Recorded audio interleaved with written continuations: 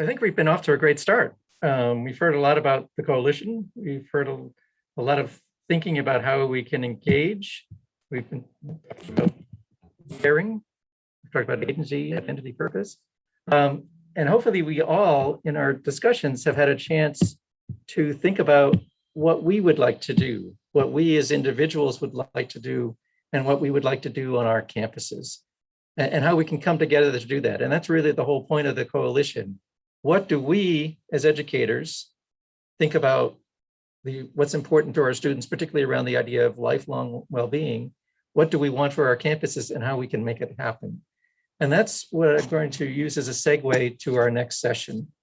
We have coming up now a panel presentation from schools that are part of the coalition that are in the process of doing projects. The coalition has been fortunate to award mini grants, not a huge amount of money, but perhaps enough money to catalyze and accelerate certain types of activities on campus. And campuses within the coalition have come, faculty and staff on the campuses within the coalition have come together to think about how they can do something. And they are working on it. So today we're focusing on some of the works in progress. Tomorrow we'll have an opportunity to hear more from some of the institutions that have gotten farther along or really kind of at the end of what they are doing with the mini grant from the coalition. But we'd like to have a panel discussion from 4 different institutions. We have Bucknell, we have Olin College of Engineering, we have the University of Michigan Dearborn, and we have University of Southern California. The format for this is that we're going to give them each 5 minutes, kind of a lightning round, to talk about their work. And then we'll go through those 20 minutes each.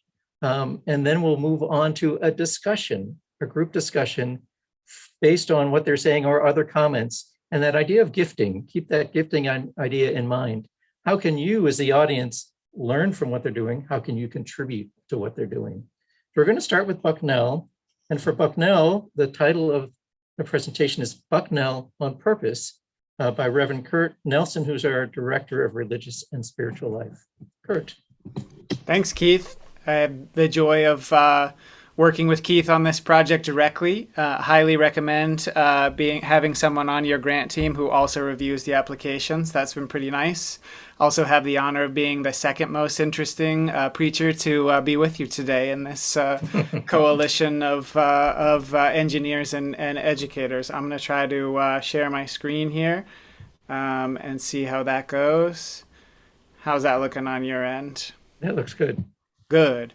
So, purpose has been the driving question of my professional career for almost a decade now.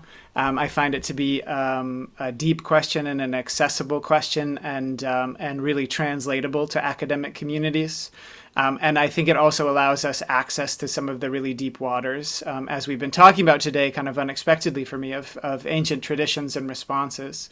And I think it also, when done thoughtfully, is translatable in a cross-cultural sense. I think it allows us to ponder the whole range of deep answers to the question, from I want to make the world a better place to I need to pay the bills for my family, and anywhere in between.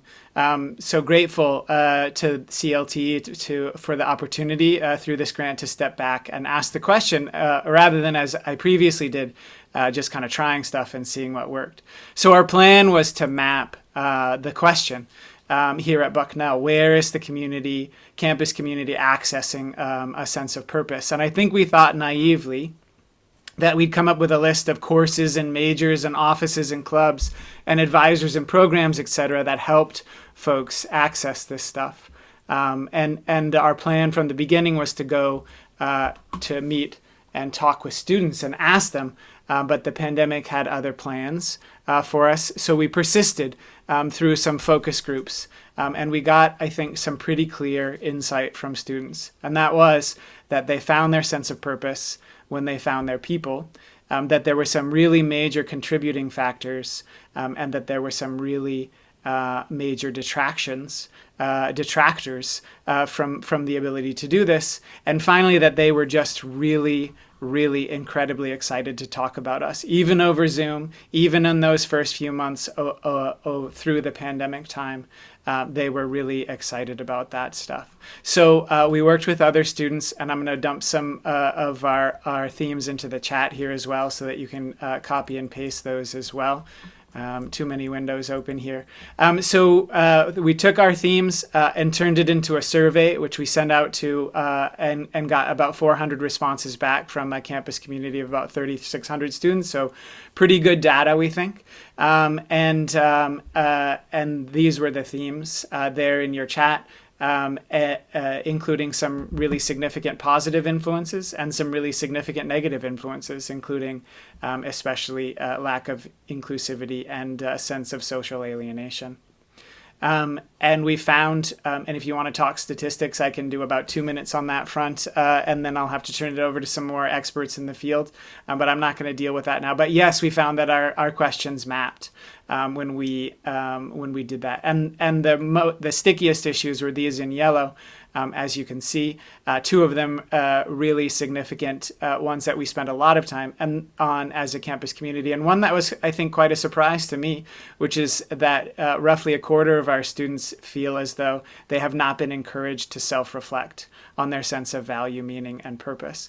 That feels to me like an eminently solvable problem that we are working on now. So with students, we went through a design process.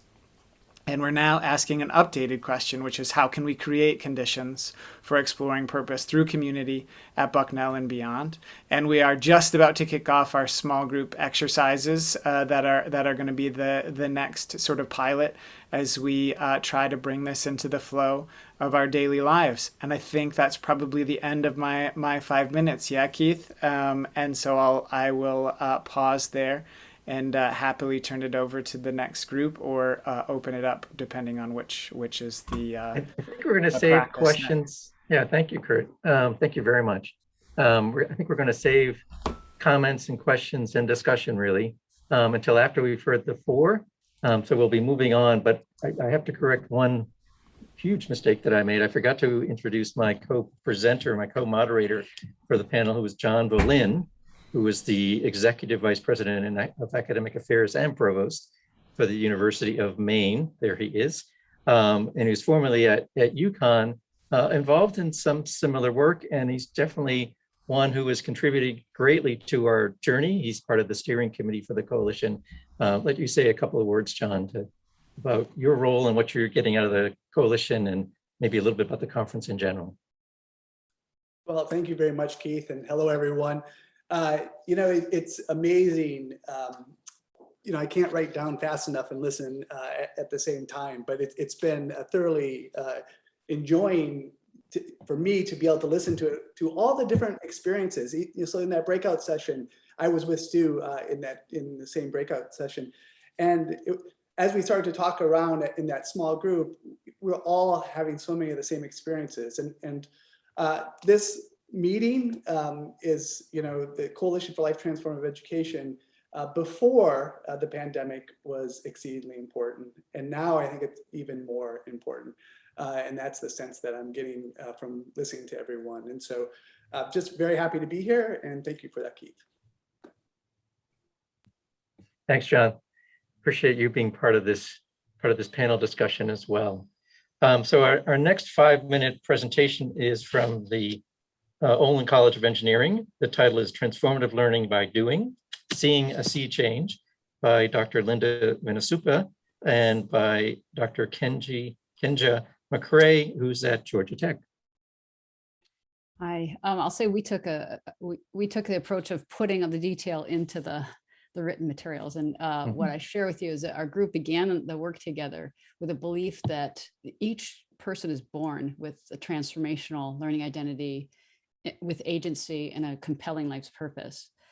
However, we're also born into a world where power is often used to fragment us from these birthrights, depleting well-being and alienating us from our whole selves. It's useful, that it harnesses human energy and knowledge to support, maintain, and extend that same power. But humans have historically utilized power and dominance to curtail these birthrights in other people.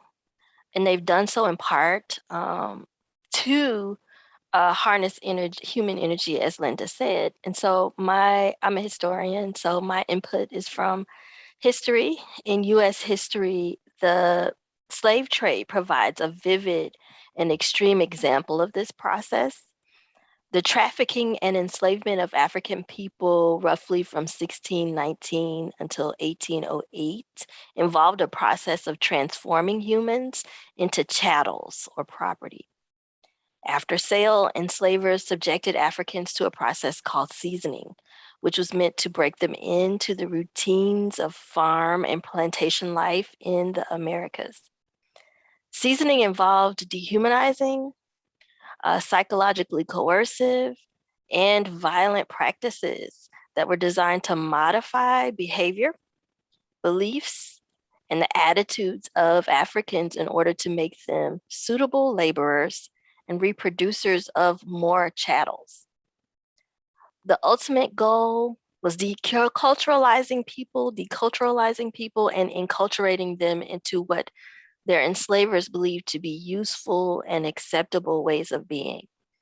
In fact, seasoned enslaved people and American-born Creoles were monetized up to 3 times more than unseasoned, newly arrived Africans.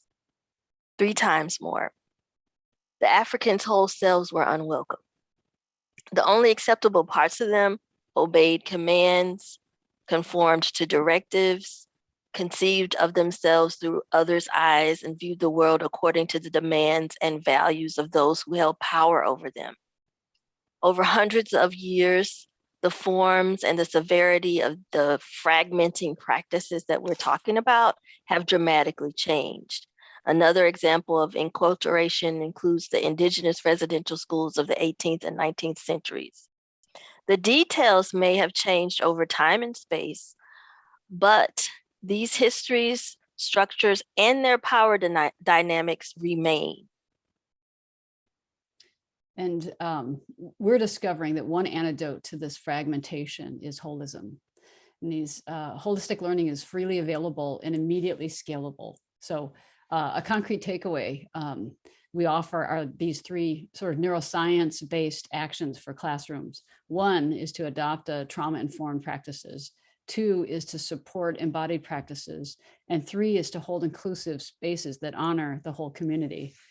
And instead of explaining, we thought we'd invite you to experience these practices with us now. Now, participation is by choice, and all choices are honored and included. So we invite you just in this moment to defocus your energy from the screen and close your eyes if you prefer. And just simply allow yourself to breathe slowly and deeply.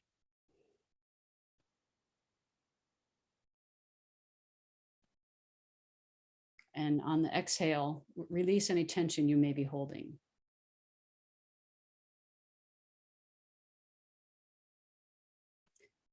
And as you breathe, we invite you to direct your attention inward on your heart. And notice what your body wants. It might want to move, and simply allow it.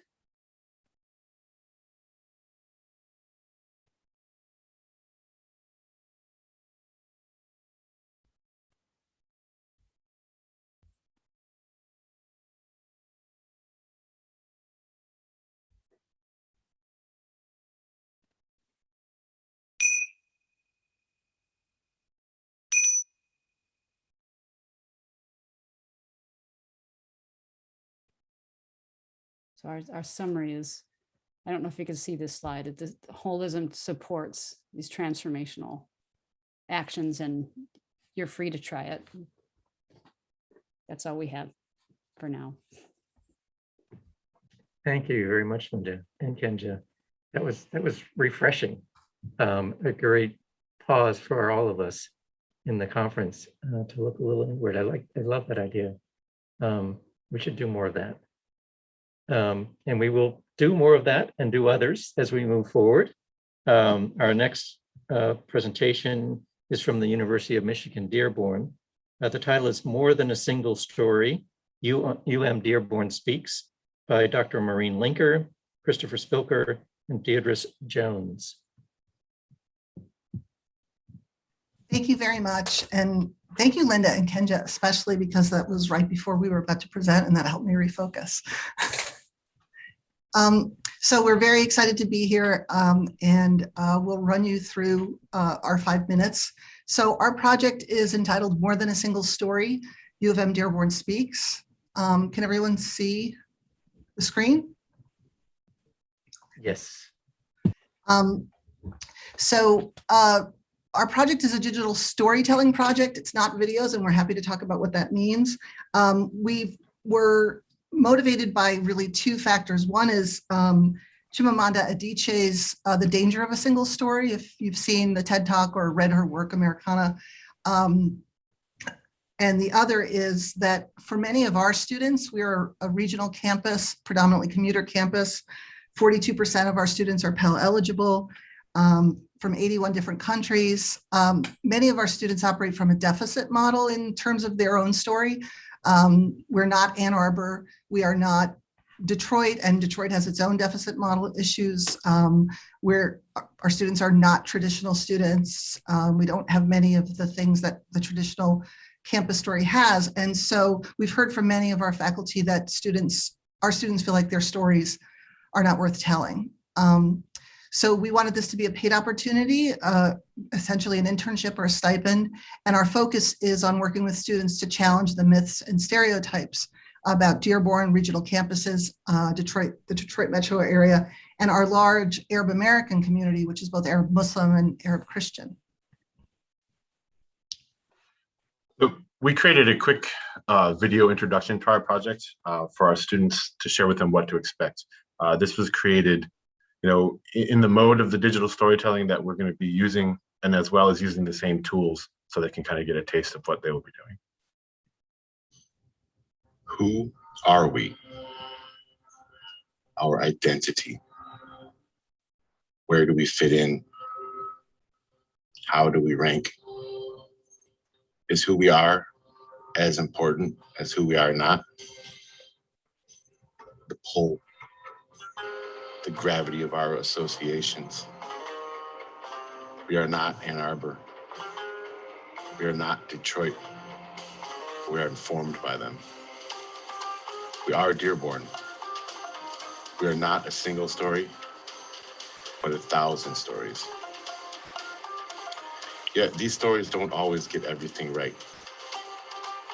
Join us as we seek the truth through stories, exploring the many facets of the University of Michigan Dearborn community. Hi, everyone. I'm going to speak about some of our project goals.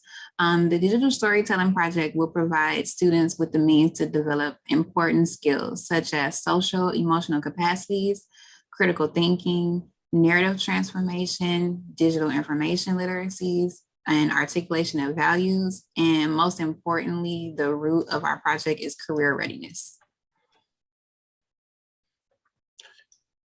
We hope to share with our student participants how storytelling can empower as well as dispossess, how it can bestow prestige as well as tarnish reputation, how storytelling can work to shape and change outside perceptions.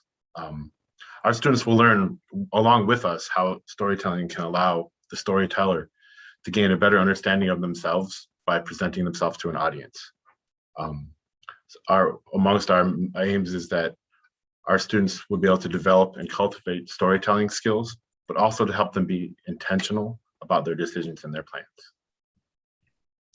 Finally, just some nuts and bolts about the project. So we have 2 librarians who will be leading the project. Chris is one of them, and Chris received his certification in digital storytelling over the summer from the National Story Center. We also will have Deirdre is working as our user services supervisor, who's really been managing the student interviews and working with the students who will be involved in the project. Our global engagement director is working with us on intercultural literacies, and we also have tech support in the library. We've interviewed students and selected them. We have 8 students for fall and winter. We have a syllabus like structure and weekly reading assignments. And then of course, they're going to be working on their digital stories. We developed a pre and post survey, and thanks Keith and Richard. And we have some faculty on our campus serving as guest speakers who are going to be part of the project in terms of storytelling expertise as well. Thank you. Thank you. Thank you. Great, thank you. Thank you so much. Storytelling is certainly a theme that's coming across many things. I think we'll come back to that and talk a little bit more about it before too long. But we have one more presentation for this session from the University of Southern California, the USC Viterbi Ethos project. The two people who were involved in the project who will be speaking today are Gigi Ragusa and Harley Ramsey. Welcome, everybody. We're really pleased to be here. I'm going to share my screen here so that we can see our slide deck. Okay, let's get it started here. All righty.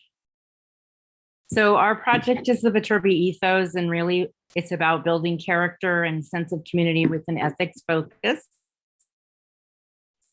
all around this positive well-being, identity, agency, and purpose. So in our lightning round of presentation, we have a lot of text, but we're happy to share our slide deck with you if you'd like. So our project is really about infusing humanitarian values and ethical practices in undergraduate education, in undergraduate engineering and computer science students. So again, we want to develop a growth mindset for our students in which they contribute to and are creators of societal change via technology and its role in improving outcomes for diverse groups. So we embed in our projects, and we have 4 sub-projects, which we're going to talk about in the next slide, using citizen-centric engineering design, development of engineering identity through humanitarian communication and ethical discussions, and leveraging communication and technology for common good. So that's quite a mouthful in terms of our goal, but we have been sprinting forward. Our project is very much a work in progress because we just got our funding late last spring. And so we're in full force in the fall semester for that. And we're going to show just a little bit of work in progress in terms of our pictures of our students in action. We think about identity, agency, and purpose in all that we do. Each of our sub-projects build upon another, commencing with the students' freshman year and extending into their senior year and eventually their professional careers. And we build upon the students' individual and collective engineering identity with a humanitarian focus in future engineering and computer science practice. We are very connected to students' long-term well-being, and therefore we want to provide a holistic opportunity across our 4 sub-projects to develop engineering plus professional skills in full preparation for students in really diverse careers. So let me go to the next slide. Sorry about that weird noise. So our ethos melds 4 interrelated sub-projects in which the students are guided throughout the process using guided experiential learning.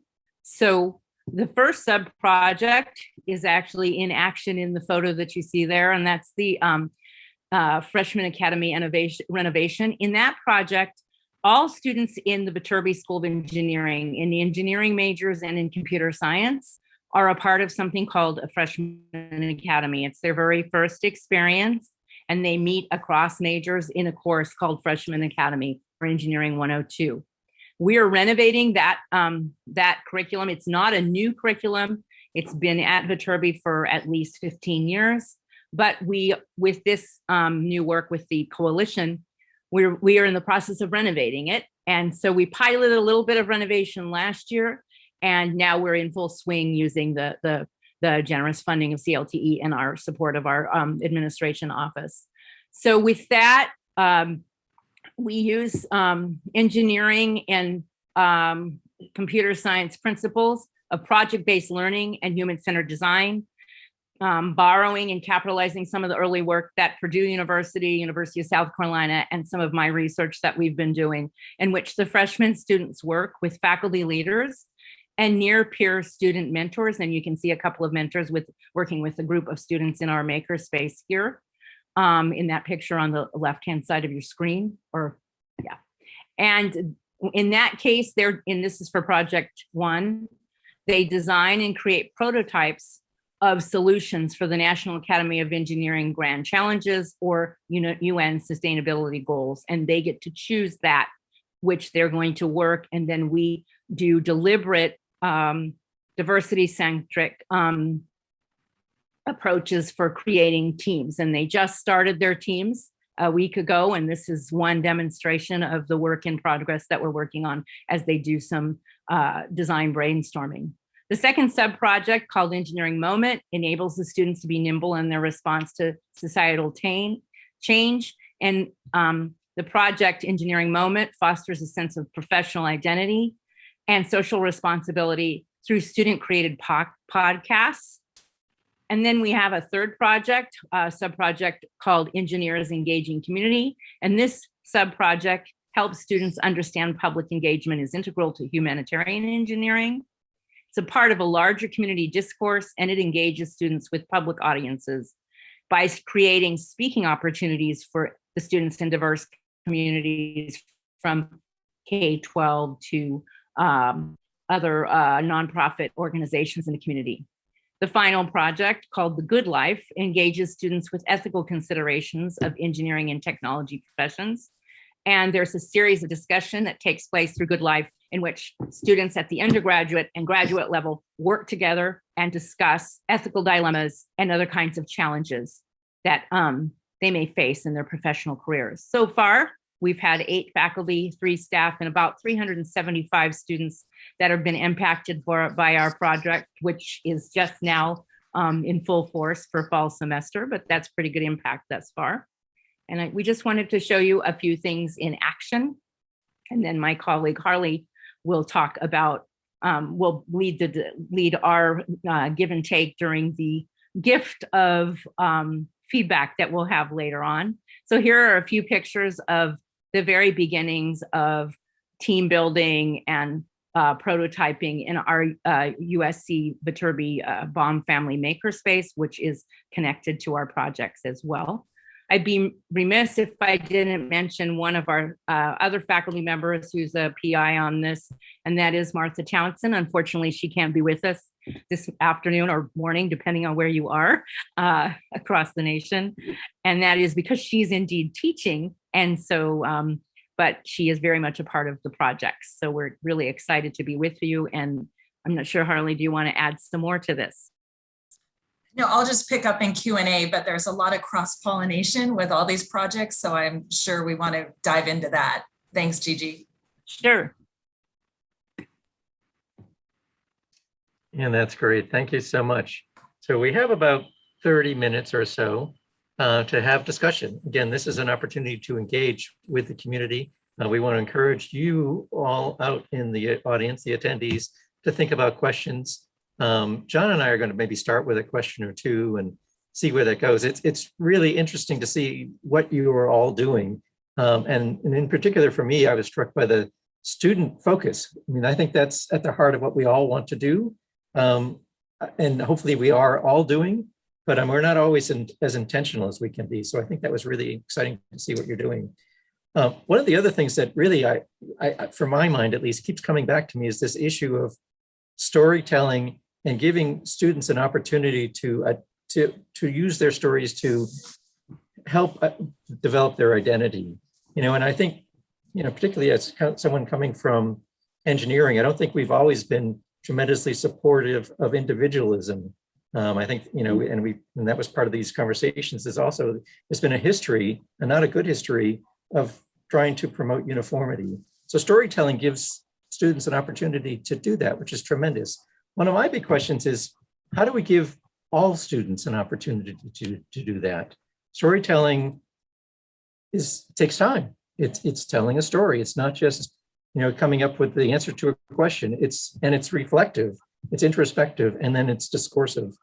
One of the things that's come up, I know in some places, is the idea of like e-portfolios. So my question for the panel in general, and anyone who would like to answer it, is how do we grow this idea of storytelling? And in particular, are there methods, techniques, technologies even that might help that, say, with e-portfolios or with something else that might allow students to tell their stories and disseminate them?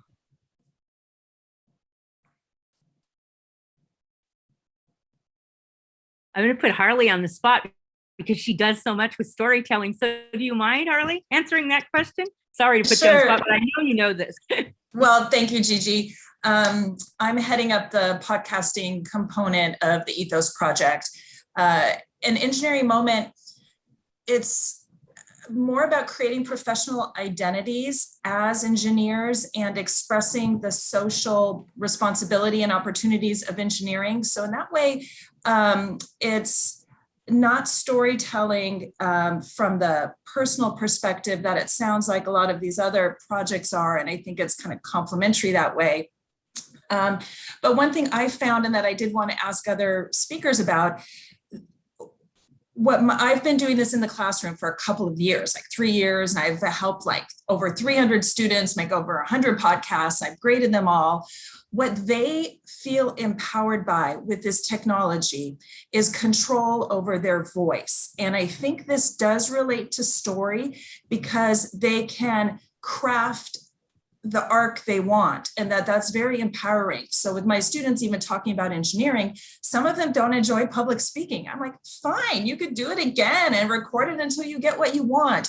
And so I'm curious from the more traditional storytelling perspective, if you found that helps them almost with the recursive process of creating their story and enriches what they have to say by having this kind of redo button that don't we all wish we had in real life? Yeah, if I could step in for it, I think that's a big component of our approach. Ours is a more personal oriented, and that's a very short form, 2 to 5 minutes. Taking one particular experience and telling that story in such a manner as to relate their experience and make it relatable to the audience. An important component of what we're doing is stressing that you, as a storyteller, are narrating your own experience in your own voice, which is one of, I think, the bigger challenges. Like you said, people don't like public speaking. They don't like the sound of their own voice. But the process of editing it and going over and over it again, matching it with the images, matching it with other, complementary audio, is, I think, at least from my experience, it created a comfort level with hearing, like the clip we played.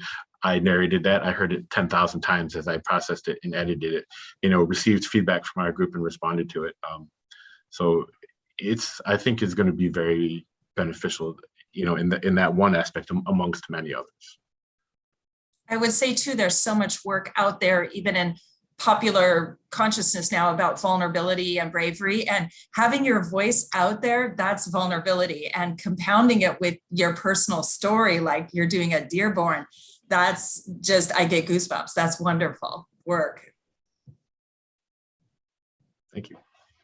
And I would just add one additional component. I think it's also, we want to move students away from, okay, if I have a good story to tell, here it is, to actually it requires editing and it requires crafting. And we had put in the slide, we're not making videos. It's sort of an evolution in storytelling from sort of oral storytelling to written to multimedia storytelling. So they're crafting a story, and I think giving and receiving feedback when it is so subjective seems so risky. And yet we all agree that this is a really significant professional skill, right? Being able to take someone's vulnerable personal experience and help shape it into something constructive in a way that is collaborative and not, not putting down or demeaning someone's experiences, but they require crafting. And I noticed too, the other two presentations of Bucknell and Olin, conversations. And to me, that's similar to what we're doing, but without the net. So I would like to hear, as faculty, how they facilitate that, because that's I think, a whole other level of challenge. How do you get the students to be vulnerable and self-reflexive in that space together? That's a great question. Kurt or Linda or Kenji, would you like to respond to that? I can respond. For the work that I was doing with Olin, we used oral history. So I was very intrigued by the storytelling, and my mind started working about how the format of oral history, like the technique of oral history, in which Linda and I, sometimes it's just me, sometimes it's both Linda and I have a conversation with the individual student or faculty member. I think that's a different kind of setting than a group conversation.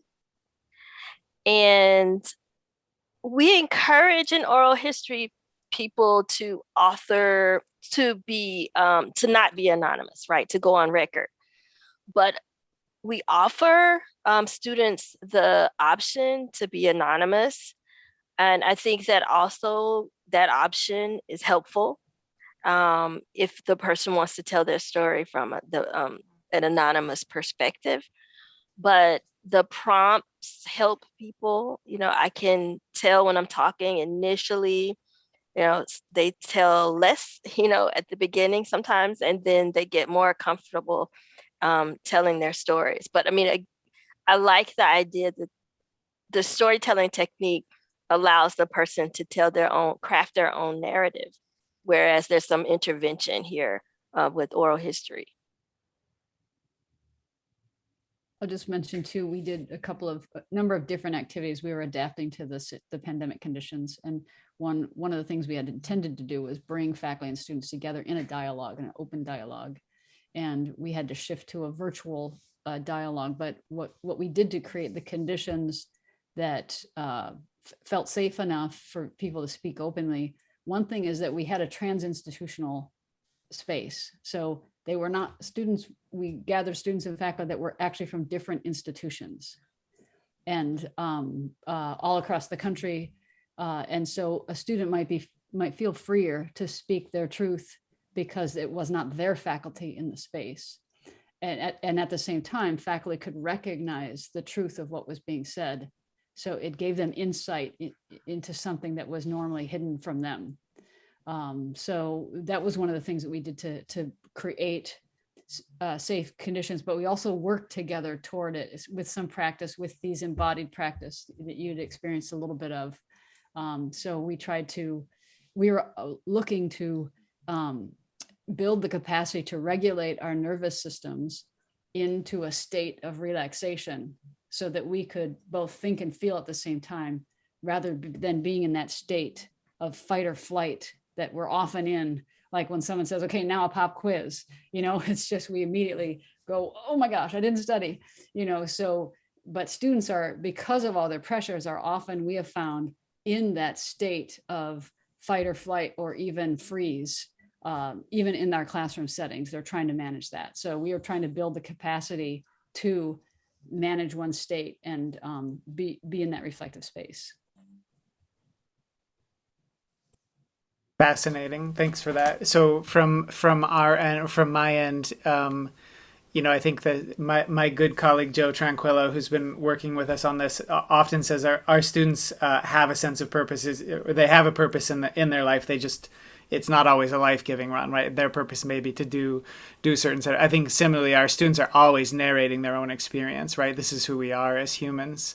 It really just is a question of, who they're doing that with, and where there's correctives and where there's opportunity to share and develop and all of that kind of stuff. So the emphasis of my work is much more around, building the types of communities where folks can do this work intentionally together across religious lines, within religious communities, and now increasingly sort of focused on this purpose question more directly. And I think that's what we are hearing from our students in particular. And I suspect if we were able to survey folks at other institutions as well, is that there's just a deep hunger to figure out how to do this work in community, right?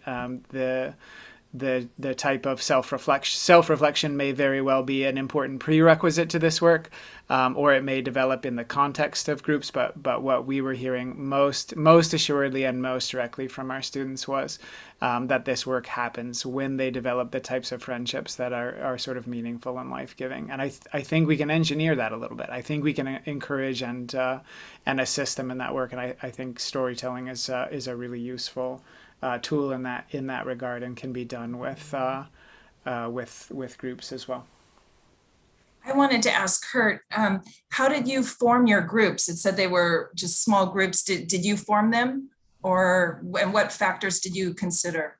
Yeah, that's this is a current project. Our deadline for signups is Tuesday, so they will form the easiest answer to your question, Harley, is this is very much an opt-in process, right? So we're imagining that we're going to kind of skim some of the folks who we know are eager to do this work, some of the folks who are encouraged by their deans to do so by virtue of expressing sort of sense of disconnection. But we think we'll get folks in these early rounds who are eager to do that stuff, and then the groups will be facilitated by a co-team of one of the students who's been working with us along the way, as well as a staff or faculty member who's expressed a specific interest in this work.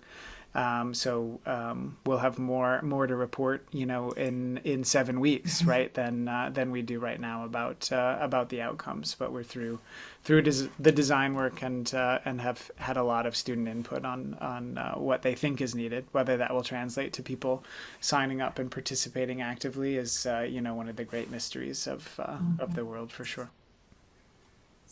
So Kurt, you touched on something there, right at the end there. So first of all, I want to thank all of you, because when we asked for the 5-minute lightning round, I thought there's no way we're going to do 5 minutes, and you all did. So that was wonderful. And the storytelling aspect that weaved here is very interesting. And I would say one of the powerful aspects of the coalition is that while we all have this, this foundation or this common focus on student identity, purpose, and agency, the models are all different and they're diverse. But when I was reading a lot of the abstracts, there's many of the same challenges, though, even though we have different models. So whether it's faculty buy-in, long-term sustainability, cultural change. And so I guess I'd like to hear, from pretty much everyone, what your thoughts are on, how you address these challenges, or some of the ways that you're approaching them. That's the group.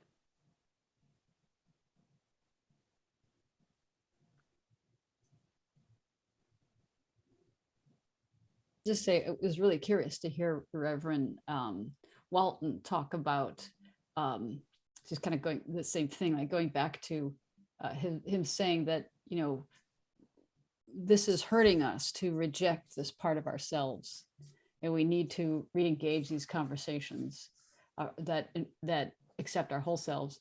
And it was really curious to think about, what's in the way of that? Like, how much money does it take to have a conversation?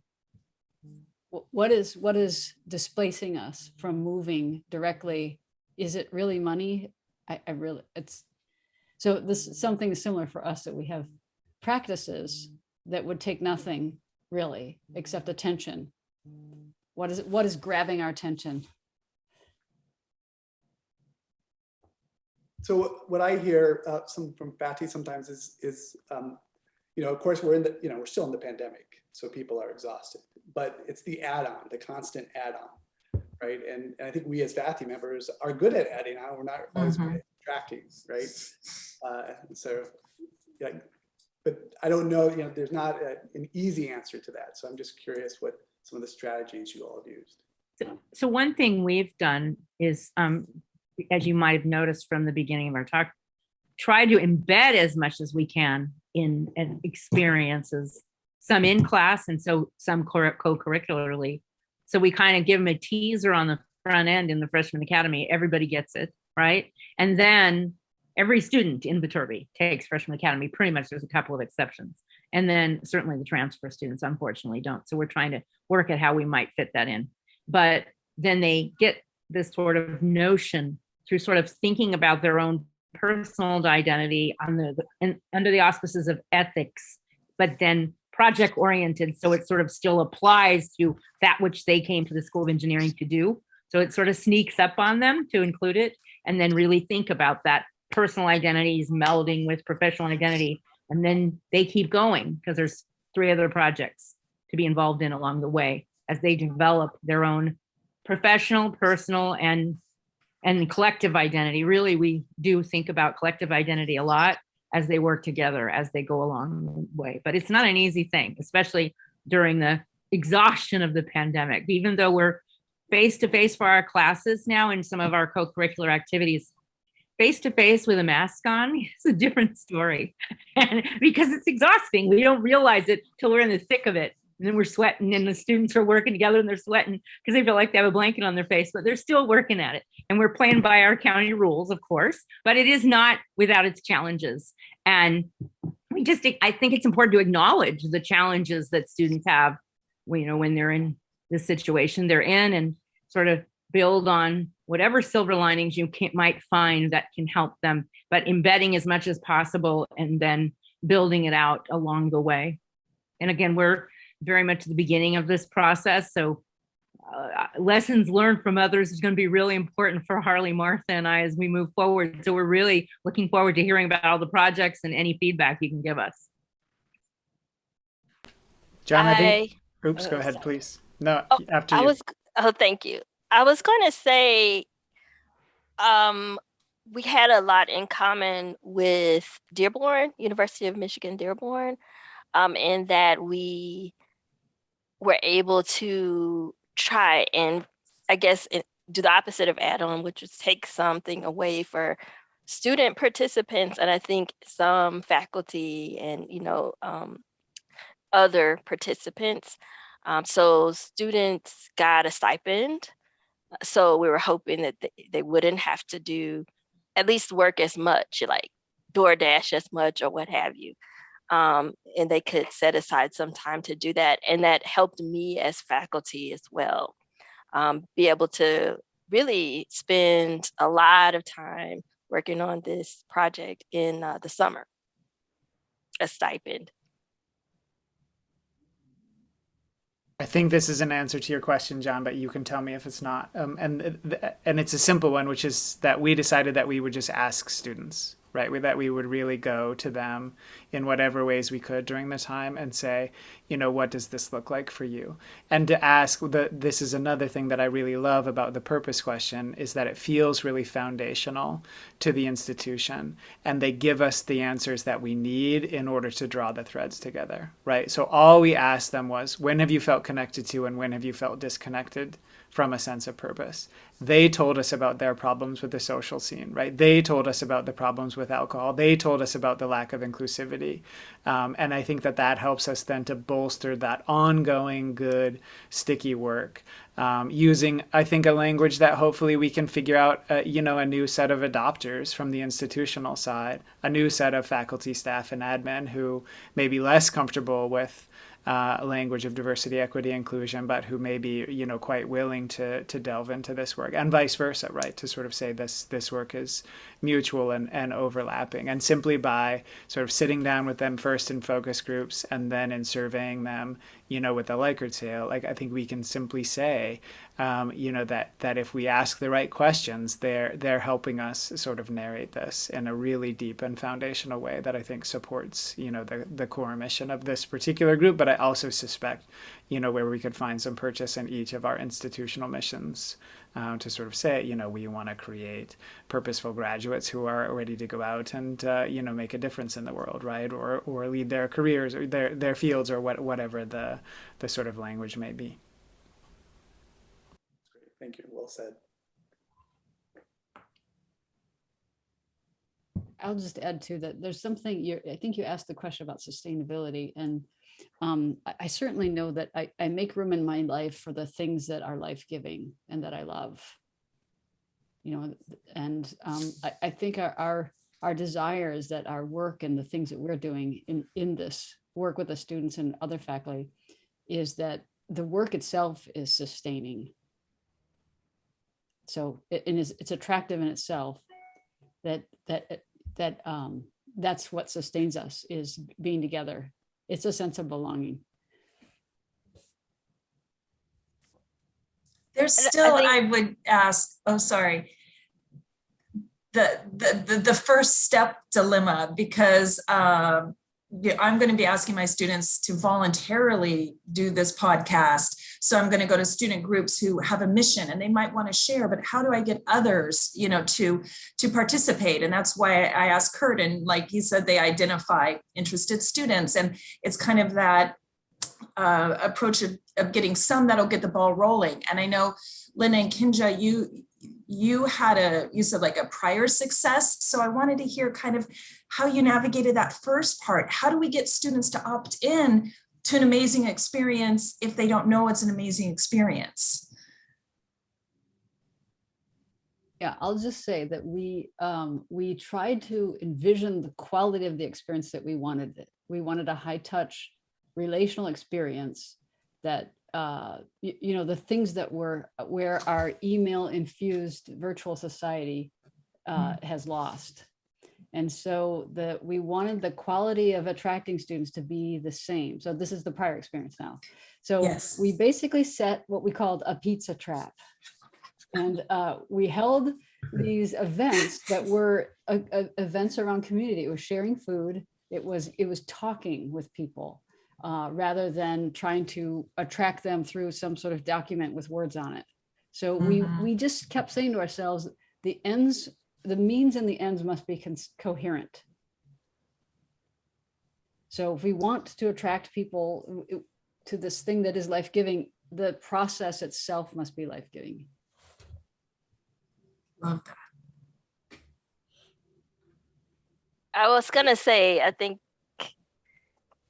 the way Linda conveys the information is it lends itself to being an understatement because I think those sessions that she and partners planned and orchestrated, they're so life-giving. They're more than a pizza trap. No, and like they really, really serve the whole person. So the places, the settings that she picked when we could meet face to face were very calm, and it was very holistic.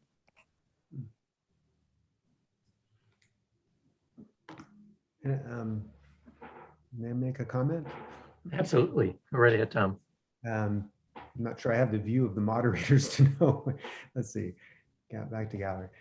Really great discussion. I've been thinking about Sherry's imploring us to give a gift, and what would my gift be to this group? And it's kind of a question and an observation that, one thing I'm intrigued by is how you've drawn in leaders from different parts of the university into this core mission of purpose, in particular in education. And in this case, religious life leaders are playing a big role. There are a couple other areas, and I guess this is my gift, is career development officers are very engaged with developing the sense of purpose, and to some extent alumni associations. So I just wondered if any of you had thought about tapping into that resource. And the other thing that made me think about this, and just another comment and a gift of encouragement, is Keith's comment about e-portfolios. The thing about e-portfolios, there's kind of an overlap between them and what's going on with the podcasting and the storytelling. And the e-portfolios in some cases have reached scale. There are universities that essentially every student uses that. So it's kind of represents an interesting, if your prototypes are successful, at least there's an example of how this could scale. So I hope those are two gifts. Thank you, Tom. That's great. And I see a raised hand from Manuel. Yes. Yeah, I have a question I've been pondering for a while, and this is so we spend a lot of time figuring out how to choose among the applicants that we have every year, how to choose the students that really would benefit from the learning environment that we can provide. And one of the questions that comes up all the time is in terms of a sense of belonging and purpose. How much is this a prerequisite for students kind of to be admitted? How much can you expect this from students when they're applying?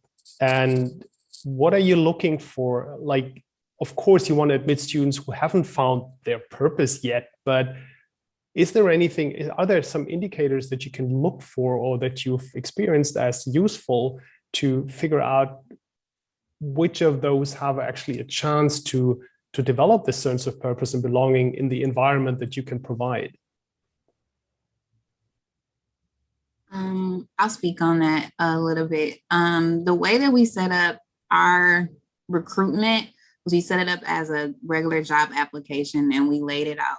But I think one of the important components with us is we ask the students to bring a story to the interview.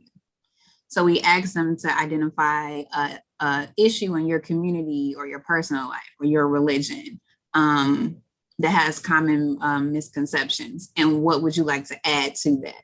And that was a story that we had them bring to the interview. And if they didn't understand it, we were able to provide an example. Like say, I'm a resident from Flint, Michigan. I'm sure everybody on this call has heard a story about my hometown. And I'm sure I will be able to provide or would want to provide a different narrative. And that was kind of how I was able to connect with them on that level and what we were looking for.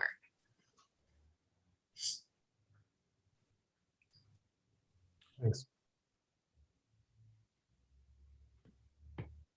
Anyone else on that one? You know, kind of balancing that, you know, what students bring in terms of a sense of belonging versus what you can develop. And it's kind of a fundamental question for all of us in some sense. You know, we want to admit the best students, but we also want to take students from where they are and make them better. And I think the same thing can go along with belonging and sense of purpose and identity and agency. Any further comments on how to do that, how to balance that, what students you're looking for? Well, I'll add another point, and this is related to Tom's gift. Thank you. So this is the CLTE project for us is one component of an effort we've been working on over the past year and a half to develop something that we're calling Experience Plus. And it's a collaboration between the library and Global Education and Career Services, because we came to realize that we, you know, whether it's student research or study abroad or virtual study abroad opportunities for our students and professional literacies, that, you know, there's important interconnections and relations between those three. And our students in particular work generally 20 to 30 hours a week outside of school.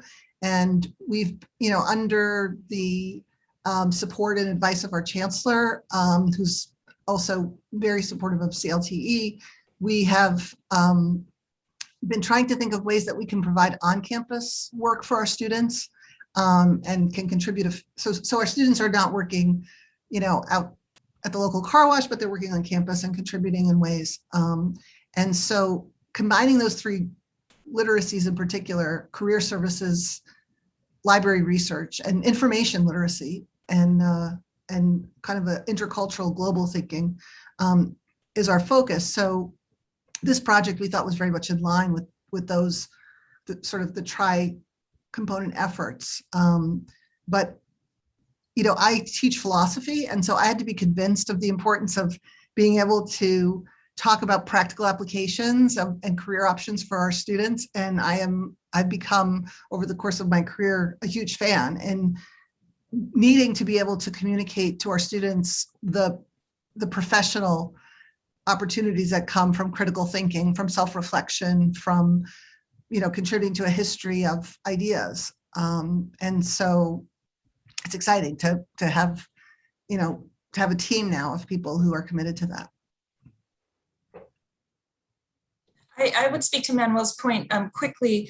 It's a great point sort of about self-selection, you know, that we're going to have, you know, purposeful students in, say, engineering at University of Southern California. But what's important there too is those students made it here by being purposeful we have a responsibility to amplify the diversity of that student body.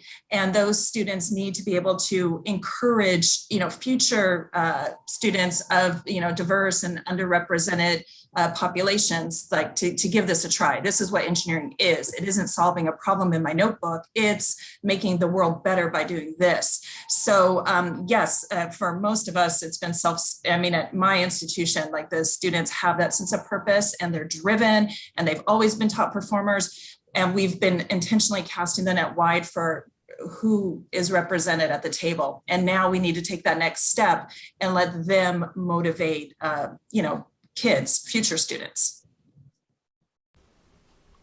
Yeah, I don't think this solves the admissions dilemma by any means, but I do think what our students are telling us is that they're not being encouraged to reflect enough on these questions, that they wish to be. That as we were doing, our height of the early pandemic, Zoom groups, most of which were with early adopters, but not all of them.